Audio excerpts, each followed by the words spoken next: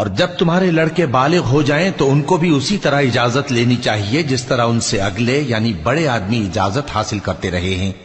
اس طرح اللہ تم سے اپنی آیتیں کھول کھول کر بیان فرماتا ہے، اور اللہ جاننے والا ہے، حکمت والا ہے۔ اور بڑی عمر کی عورتیں جن کو نکاح کی توقع نہیں رہی اور وہ زائد کپڑے اتار کر سر ننگا کر لیا کریں تو ان پر کچھ گناہ نہیں، بشرطے کہ اپنی زینت کی چیزیں نہ ظاہر کریں،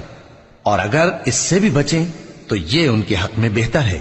اور اللہ سنتا ہے، جانتا ہے۔ نہ تو اندھے پر کچھ گناہ ہے اور نہ لنگڑے پر اور نہ بیمار پر اور نہ خود تم پر کہ اپنے گھروں سے کھانا کھاؤ یا اپنے باپ دادا کے گھروں سے یا اپنی ماؤں کے گھروں سے یا بھائیوں کے گھروں سے یا اپنی بہنوں کے گھروں سے یا اپنے چچاؤں کے گھروں سے یا اپنی پھوپھیوں کے گھروں سے یا اپنے ماموؤں کے گھروں سے یا اپنی خالاؤں کے گھروں سے یا اس گھر سے جس کی کنجیاں تمہارے ہاتھ میں ہوں یا اپنے دوستوں کے گھروں سے،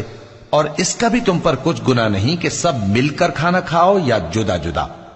پھر جب گھروں میں جایا کرو تو اپنے گھر والوں کو سلام کیا کرو، یہ اللہ کی طرف سے مبارک اور پاکیزہ تحفہ ہے۔ اس طرح اللہ اپنی آیتیں کھول کھول کر بیان فرماتا ہے تاکہ تم سمجھو۔ مومن تو وہ ہیں جو اللہ پر اور اس کے رسول پر ایمان لائے، اور جب کبھی ایسے کام کے لیے جو جمع ہو کر کرنے کا ہو پیغمبر کے پاس جمع ہوں تو ان سے اجازت لیے بغیر چلے نہیں جاتے۔ اے پیغمبر، جو لوگ تم سے اجازت حاصل کرتے ہیں وہی اللہ پر اور اس کے رسول پر ایمان رکھتے ہیں، سو جب یہ لوگ تم سے کسی کام کے لیے اجازت مانگا کریں تو ان میں سے جسے چاہا کرو اجازت دے دیا کرو، اور ان کے لیے اللہ سے بخشش مانگا کرو، کچھ شک نہیں کہ اللہ بخشنے والا ہے، مہربان ہے۔ مومنو، پیغمبر کے پکارنے کو ایسا خیال نہ کرنا جیسا تم آپس میں ایک دوسرے کو پکارتے ہو، بے شک اللہ کو وہ لوگ معلوم ہیں جو تم میں سے آنکھ بچا کر کھسک جاتے ہیں۔ تو جو لوگ ان کے حکم کی مخالفت کرتے ہیں ان کو ڈرنا چاہیے کہ ایسا نہ ہو کہ ان پر کوئی آفت پڑ جائے یا تکلیف دینے والا عذاب نازل ہو۔ دیکھو،